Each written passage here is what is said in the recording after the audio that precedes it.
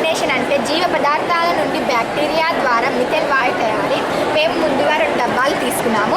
దాని లోపలికి గాలి వెళ్లకుండా నేను మా టీచర్ ఈ విధంగా తయారు చేసుకున్నాము. దీనిని బయోడైజెస్టర్ అంటాము. మనం ఈ గరాట్ల నుంచి వేసిన వివిధ పదార్థాలు అంటే మిగిలిపోయిన అన్నం, పప్పులు, గింజలు, తొక్కలు అన్నీ ఈ గరాట్ల నుంచి వేయాలి. వేసి కొంచెం వరకు నీరు పోయాలి. కొంచెం వరకు నీరు పోసిన తర్వాత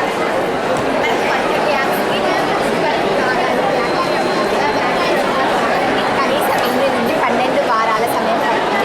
అది గాలి లేని వాతావరణంలో కూడా బ్రతకగలుగుతుంది. మేము ఇది ఫిబ్రవరిలోనే కాన్సెప్ట్ పని ప్రాజెక్ట్ మొదలు పెట్టాము. దీనికి మళ్ళీ ప్రాజెక్టుకు ఎక్కువ వేడి అవసరం. కనీసం 30 డిగ్రీల సెంటీగ్రేడ్ ఉష్ణోగ్రత ఉండాలి. మేము ఫిబ్రవరిలోనే చేసాం కాబట్టి అక్కడ ఎండలు ఎక్కువగా ఉండడం వల్ల మాకు గ్యాస్ ఉత్పత్తి కావడం జరిగింది.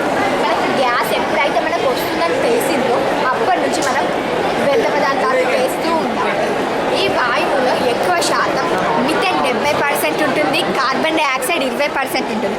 అలాగే తక్కువ శాతం హైడ్రోజన్ సల్ఫైడ్, నైట్రోజన్ వంటి వాయువులు దీనిలో కలిగి ఉంటాయి. మనం వేసిన వ్యర్థ పదార్థాలు పెద్ద పెద్ద కణాలు చిన్న చిన్న కణాలుగా విడిపోతబడి ముందు ద్రవ రూపంలో ఆ తర్వాత వాయు రూపంలో ఈ ట్యూబ్లోకి వెళ్ళిపోతాయి. మన ఇళ్లలో కూడా తక్కువ ఖర్చుతో ఎక్కువ గ్యాస్ను ఉత్పాదించుకోవచ్చు. మనం రోజున వేస్తాం కదా వ్యర్థ పదార్థాలు, ఈ డబ్బాలోంచి ఈ డబ్బాలకు పాస్ అయ్యి అవుట్లెట్ పంపు ద్వారా బయటకు వస్తుంది.